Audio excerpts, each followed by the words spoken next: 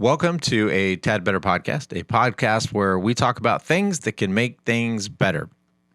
On this episode, I'm going to talk about what I call the one thing a day concept and the idea that even the most gigantic of all tasks can be accomplished one simple thing at a time. It reminds me a lot of the saying or the joke or whatever it's called that how do you eat an elephant? The same way you eat anything else, and that's one bite at a time. A little bit about me. So I guess it's best way to start off is I'm good at a couple things that I know I'm good at is solving problems and making pretty things. I consider myself a lifelong learner. I have always been fascinated with the idea of full potential, full development, self-development, and how to accomplish that. And, I recently heard, and it surprises me that I only recently heard, that all research is me search. And I would completely agree with that. And the fact that I am not an expert at anything I talk about, I believe that, if you're a fool if you think you're done learning, and you're a fool if you think you know everything. Everything that I talk about, that I research, that I put out in the various ways that I put it out there is because I'm struggling with it. I want to learn more about it. I want to do more with it. I want to have conversations about it. And that has led in, I guess that's a really good tie into why I'm doing these podcasts is I want to start conversations around them. That, and I'll be honest, I've always been fascinated with the idea of podcasts. So as I mentioned, the primary purpose of this podcast is to talk about things that can make things better. And I believe that can be a variety of different subjects. That's why I haven't tried to put it on one. And I know that breaks the rules of marketing and being the field that I'm in, the creative agency field. I should probably be better at finding my niche. But I have learned in my own personal, and a little bit that actually ties in well to today's episode. And obviously, I'll get into that. Is that I don't think that self-development, self-improvement, I think it should maybe have focuses, but I don't think it should be limited to one area. I think for things to reach their full potential, I think you have to explore the interconnectivity of all the issues and all the issues that not only in yourself, but that go into a project. And that's something I have seen a lot of people struggle with is identifying that interconnectivity of issues and resources, and a lack of connecting that and solving that problem actually keeps things, I think, from reaching their full potential or being all that they can be. And with that said, the other thing I'm trying to do with this is, so the other purpose of this podcast is to learn more about putting out podcasts, learn more about the challenges that go with them. Because as I said a minute ago, my job is, I used to kind of go by the saying or the tagline that I create business creative. Excuse me. I swear it's my saying. I develop creative solutions for businesses or business solutions for creatives. And recently I have had a number of people talk to me about podcasts and what they believe are the challenges of podcasts. And I spoke a little bit of this on the last episode I did, is that I don't think they're as hard as we think they are. And I want to, prove that they can be relatively simple, and two, learn about them. So when someone comes to me and they want that idea brought to life, that's what I do. I help people bring their stories to life. I help bring their ideas to life and help people tell their story. So now that I am doing this, I can speak intelligently from experience on putting out podcasts and developing podcasts. And I spoke a little bit about this last week, is that you don't need a lot of fancy stuff. The one I put out last week, I went from idea to distribution in less than 2 days. And today, so I figured out a lot about this week. One thing I did not figure out is, well, actually, let me take another step back. With that said, a podcast, and for those who aren't watching me on video, I'm doing air quotes. So a podcast should be or is defined by being an audio file that you put out on various platforms so people can listen to on the go. I think when you add video to that, you are basically now just making a video. And that is something that I do all the time, and I'm good at. So I can do videos, but now I'm trying to explore the world podcast and the challenges that go specifically with that. So if you're not watching me on video, You're not seeing the fact that I'm struggling with holding a microphone because I thought about a lot of stuff. But what I didn't figure out is, well, I figured out a lot of stuff, but what I didn't figure out is I don't have anything to hold this microphone up. And so I get picked on all the time that I have rules for everything. And I do, and I'm okay with that. I like the idea. So that goes back into, they're not rules, so much rules as expectations and accountability that I put on my own life. One of my expectations is if I have anything, I have to use it. My typical rule is that I have to use it within 6 months, or I have to use it or get rid of it. I have never used this pretty red microphone that I'm holding. I only bought it because I liked the way it looked, and it's back before I had any idea how audio worked and all the, I didn't know as much as I do now about the audiovisual part of being a creative. But I really like to challenge myself. I really love to set goals for myself. And if I haven't said it already, that's what the last episode I did was about, was setting goals, how people struggle with setting goals. I think there's an accountability, a vulnerability factor in there. So I talk a little bit about how to overcome those. Even bad goals are good goals because they give you a stick in the ground to kind of measure the performance of whatever you're doing. And if you don't know where you're going, you can end up anywhere. But if you're curious about that, you can listen to the last episode I did. So I have challenged myself to use this microphone, and I do it because there's that one of the big excuses, one of the challenges, one of the procrastinations to putting out creative stuff, and I think it's a BS thing because it goes back to, again, vulnerability, is the professional. I don't have, when people say they don't have professional equipment. One, if you obviously want me to help you with that, I do have the professional equipment, but this microphone I think was about, I don't know, probably less than $20 on Amazon. Interesting challenge though, as now that I have professional grade equipment, for the most part. And even the one I did last week, the lavalier mics I used were relatively cheap on Amazon. But it's interesting. I have basically, I think, 5 connections between this and my audio recorder. And I'm also challenging myself to use multiple audio sources, because I want so badly to do some sort of hip podcast where I have guests, and that's just kind of a personal goal of mine. But I do believe so, and I also believe most people that come to me to help with this kind of help with this kind of stuff are going to have multiple audio and multiple angles on cameras, and I want to figure that out before someone comes to me and needs that kind of support. So I've added this audio source, and I talked a little bit about it. I don't know if I finished that subject. Is that a podcast by nature is just audio, but I understand. I'm not saying that video doesn't have a place in podcasts, but it goes back again to your goal, your niche, what you're trying to do. Are you trying to make videos, or you're trying to put out podcasts? And if you're using video, there's some challenges that come between. You can't put those in the same place as you put everything else, and only certain hosting sites will use those, and blah, blah, blah. And that's, again, part of the learning process that I'm getting to with podcasts, so I can speak intelligently on this. I will do this, one, so I can have it done. The only place I'll probably put this is on YouTube.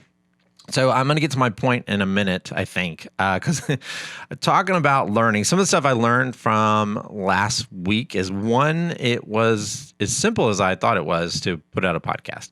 One of the challenges I found is that last check, and it was over a week since I've done the last podcast, it is still not on Apple Podcast. I've done some research, and I think they say anywhere from 7 to 14 days before it reaches. I don't know if that's every time or this time, but that's something I learned.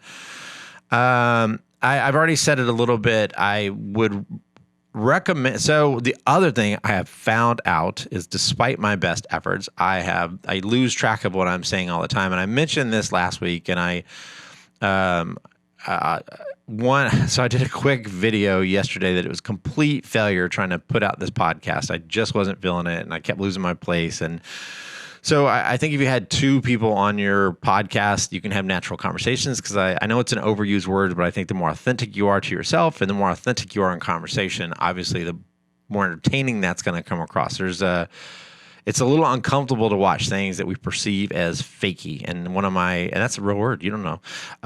If things are fakey, and that's one of my jobs, is to help you come up with original content, and by the way, content, I talked a little bit about this in several posts. Content is just a fancy word for stuff. So on your social media, on your marketing, on your creative stuff, that your content should be authentic, and that's why I think conversations help. And yesterday I struggled so much with trying to keep on track, and I just also wasn't with it mentally, which was another recommendation. If you're not feeling it, put it away and come back another time. So I do think that's one of the recommendations. One of the things I'm trying to add this week, and I've gone through several iterations of this plan, is now I have speaking notes in front of me. So that's what you're seeing on camera, or if you hear me pause, I'm reading my notes, which I highly recommend because like I said, I just couldn't stay on track. And with that said, I'm going to look down at my notes. Secondary purpose. All right. And I think I've talked about everything I learned from last week's episode. But again, for me, it goes back to the lifelong learner. Also, I'm not afraid to fail. And I say all the time that you're going to fail a certain number of times. You might as well get to it. So these are going to be rough. And hopefully the idea is the smarter I get, the more I do them, the better they'll be. So again, last week's episode was all about goals. I recently had a challenge with a lot of my clients saying that they hadn't really thought about the results, and that's an impossible thing for me to make successful if you don't even know what success looks like, or you haven't defined success. So if you're curious about that, go back and look at that. Okay, so my main point is I wanted to get to what I've called the one thing a day concept for a while now. And I probably thought about this 15 years ago. And I only say that because I've heard people talk about it since. And I don't want to try to steal someone's idea. So the idea was original to me at the time. I'm sure someone thought about it before and certainly since. Quick little tangent, and I will take quick little tangents a lot, and they won't always be quick. There's a book I love, and it's a concept I believe in. The book is called Still Like an Artist. I really struggle to find any original ideas out there. So even if I did take the whole one thing a day concept from someone else, I think the trick is, and this goes back to content creation and branding, is you're doing what someone else is doing unless you have something insanely novel. It's just, how are you adding that value? What's your spin on it? How are you packaging up? So again, maybe I stole it from somebody, maybe I didn't. I don't remember at the time, but I do know. So the idea, let me try to slow myself down and get back on track. The idea that sometimes what we want to accomplish can seem overwhelming. It can seem gigantic, and there's if you said to me, and I'll talk a little bit about my own weight loss journey here in a little bit. I need you to lose 60 pounds. You would immediately, I can't imagine, processing that seems like huge. How in the world am I going to lose 60 pounds but if you break that down into, and maybe it's a really bad choice of words now that I'm saying that, it's a small bites, it's a lot easier. And I'll try to explain that a little better in a minute. It goes back to, if I wanted you to take, I don't know, you had something heavy on your back and I wanted you to take 365 giant steps with that weight on your back. That seems like your brain starts processing, and it's human nature, how challenging that is, how you can't do it. But if I said to you, okay, today, just take one step, just take one step today. No, just small, big step, whatever you get, just take one step today. You wouldn't, and then I would ask you tomorrow to take a small step. So I think you get where I'm going with that, is that the idea is that things are accomplishable if you break them down into small steps, and they are accomplishable that way. And you can still come up with excuses, and our brains will fight with that certainly over and over again. And that was supposed to be a much more eloquent point than I just came across. But anyway, so there's a saying that I love, and I, again, just recently heard it. And if you know me, you know I'm a collector of words and sayings and rules and all that. So it's interesting to me when I find new sayings or new ideas. I recently heard someone say they're just trying to do the next best thing. And I kind of think that fits into this. You're just trying to do the next best thing. Sometimes you don't even know what the next best thing is. You're just goes back to learning and being curious and following your curiosity. So, kind of looking down at my notes again. Maybe I'll skip ahead and talk about my own weight loss journey. There was a point in my life that I was going to say a point in my life where things had gotten off track. I think I spend most of my life off track. where I kind of took. So I had this weird moment. Maybe I'll talk about that in a future podcast. Where I had this realization, like, holy crap, my life's off track. There's a lot of things wrong in my life, and I struggle with wrong, right, best, better, and I'll talk a little bit about that as well. But I knew I needed to lose weight. I knew I needed to get my shit together. Am I saying cuss words on this podcast? I think I'm gonna leave that one. I needed to get my stuff together. So there was a lot of stuff. I was behind in promotion in the military. I was overweight. I was underperforming, and it was really big. So I couldn't begin to process how to do that, how to get myself back on track. So I forget why I started with that, but I'd read somewhere or heard somewhere, and God, that's weird to think about. This is like 40 years ago. Holy crap. No, not 40 years ago. I didn't do it when I was 10. Anyway, I don't do public math well. So there's the story there, but I don't do math well. So this was years ago when I was in the military. 20 years ago. We'll say it was 20 years ago. So I'm not sure I Googled it. But one of the things I heard is that you should not drink your calories. And sodas obviously are loaded in calories. So at first I thought, okay, I'm just going to cut or stop drinking sodas. I'll talk about this more at the end, but I didn't necessarily have a plan. I had a plan, but it was a loose plan in the fact that I didn't say I was going to cut them out totally. I didn't want to, but at first I just stopped drinking as many sodas. And then I tried to go a whole day without soda. And then I tried to cut out sodas completely. And it was a bit of a challenge at first. But in hindsight, I don't ever have soda anymore, rarely have soda anymore, and I don't miss it any. So I just say that to what seemed overwhelming at the time, because I drink a lot of soda and coffee at the time. What seemed overwhelming at the time is easy now. It just became a part of my life. And that, I don't want to steal from anybody's journey. Your one thing that you pick may be difficult for the rest of your time you're trying to do it. A little bit of psychology there. It's not something I want to get into now. You need to ask yourself why that's difficult, and that's a separate path. So that just kind of led into stop doing sodas, started exercising a little more, running it just a bit more, and then I stopped eating food out of a box. But these weren't. And this has gotten really clunky now, and I'm going to circle back around it to more the concept in general. These were never hard and fast rules in the fact that I never ate out of a box. I just started making these small changes that added up, and I get a little bit of grief from this, or I get a little bit of disbelief from this now, to me losing over 60 pounds. And interesting enough, and it was probably one of my first mental battles that I came across, lost that 60 pounds, felt really good about myself, and then started gaining it back again. It kind of had this oh crap moment where I realized it's not a one-time thing. Like, I've got to adopt a different lifestyle if I'm going to keep the weight off. And for the most part, I've kept it off. COVID, I definitely got the COVID 20, 25 maybe, and I'm back down another 20. I probably need to still lose another 5 or 6 or 10 pounds. But anyway, it's been a lifelong journey. And it's been relatively easy, but a lot of it changed for me mentally. And I feel like I'm wandering into another subject. So I'll try to get back away from that. So let me try to, because I'll be honest, my brain is one of those that's all over the place. And I'm finding, one of the challenges I'm finding about podcasts is staying on track, staying focused, kind of being linear in my thought process. So let me try to go back to how I did it. And then how, I don't want to say how you should do it, but how I did it.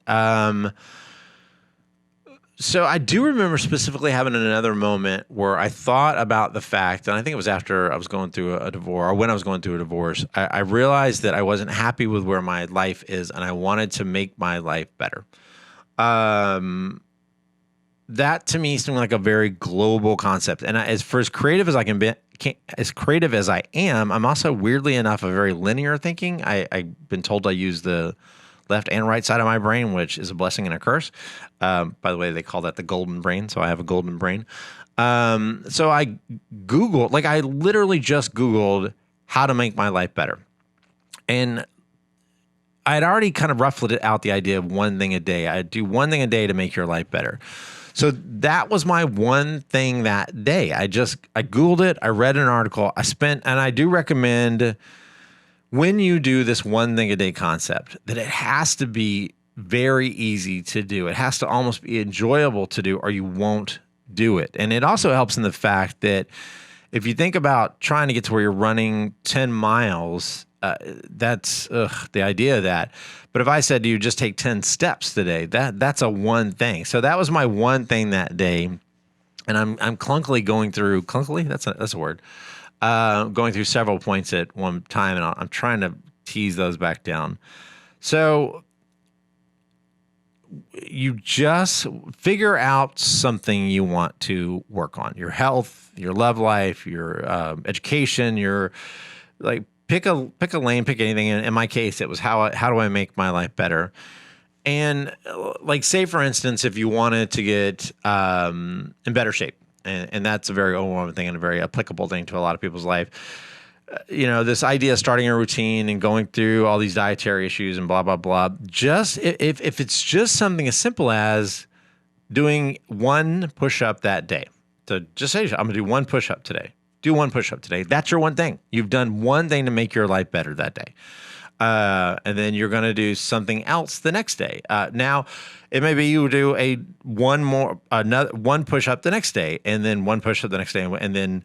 So if nothing, now that week, if you've never done push-ups before, at the end of that week, now you've done 7 push-ups. Maybe your goal is not to, because I do recommend, I would say that your one thing a day can't be the same one thing every day, because I don't think you're going to get improvement. But and again, it's kind of a fluffy point, and I hope you know where I'm going with this, or how I'm trying to say this. Maybe your goal is 1 push-up for 7 days, and then 2 push-ups for 7 days, and 3 push-ups for 7 days. But it's something, and it's so small, and the fact that it's so accomplishable is that wherever you do it, you're just going to, it's just 5 or 10, or I would recommend you don't do it any more than, say, 30 minutes a day. Because I see people all the time, they turn it all the way on, and then they can't maintain that, so they turn it all the way off again. In my case, when it was health, I just I Googled the first thing, or read the first thing, and this is another technique that I recommend, is have a plan at first as far as what you're going to do. Today I'm going to do 1 push-up, tomorrow I'm going to do 2 push-ups, and, blah, blah, blah. But the other thing too is be open to what life throws at you as far as what your one thing a day that day should be. Follow your curiosity. Like in my case, when I started doing the how to make my life better, I would find something to read or to think about, and I would spend, a short period of time doing that. And a lot of times I would find stuff in my reading, in my journey, that I would be curious about. There would be something that would come up that I wouldn't know a lot about. And if you think about that, that's a powerful thing. And 15, 30 minutes a day, I got smarter on that subject. I opened my mind up to that subject. I opened my world up to that subject. And you would be surprised how, in doing that, what comes into your life once you open yourself up to that. So a lot of times I would find something in my one thing a day that I'd be curious about, and really tempted to chase that day. But I learned, save it. And if you have to do a journal, or if you have to think, whatever, write down, that's your thing for tomorrow. And now you're thinking about, like, I started nutrition, and I read about trans fats, and then the next day I looked up trans fats, and it was these simple, and again, clunky metaphor now that I use it, bite-sized pieces that I just kind of took on every day. And then, by the end of a week, you've spent, again, public math is tough, hours on the subject that you want to improve your life. But if you think about it, now that I think about it, it's kind of like when someone tells you, do you want to watch a 6-hour movie? The idea that's ridiculous. I would never want to watch a 6-hour movie. Binge a whole program on the weekend on Netflix, and you would totally do that because you did it in bite-sized pieces. So again, start with anything. Because you don't know what you don't know. You don't know what your struggle is going to be. You may even pick something that was useless by the time you're done, but you still challenge yourself. And mentally, you've exercised and you've done something. So even if you didn't get specifically on whatever goal you're trying to do, you still did one thing in the day making your life better because you tried to make your life better. And that in itself is a healthy habit. So start wherever you are. Just start with anything, just something simple, something easy. Because if nothing else, now you've done something about your problem or your issue or your thing you want to make progress on. I really recommend that you keep it simple and short. I don't remember spending ever more than about 10, 15, 30 minutes on this, because then it starts feeling like homework. it has to be easy. It has to be easy to find. It has to be easy to do. There's a whole mechanics of developing habits that will, if it's not easy, it will not stick and you will not do it. Just do one thing a day. Don't get tempted to chase it because it stops being fun if you do that. Just make that part of the process that it's easy and it's only one thing a day. So I'm just looking at my notes. I think, it's so funny because, going back to the whole idea of podcast, I have this idea of how these are going to smoothly roll out because I've done a lot of public speaking and public teaching. And it's just funny. One of the things I would tell you is that it's not as easy as I thought to stay on track.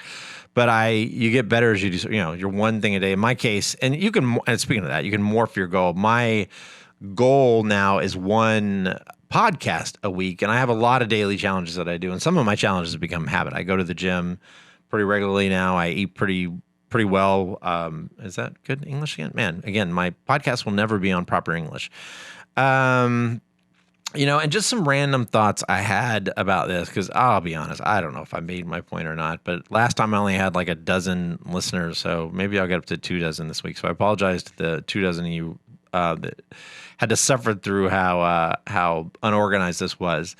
So some random thoughts about this too is that, and these kind of tie into other stuff that I often talk about, is, if you set a goal for, I'm going to go to the gym 5 times this week or 3 times this week or whatever, and you only go, if you set 5 times, you only go 3 times, or you set 3 times, you only go 1 time, or hell, you set 5 times, you only go 1 time.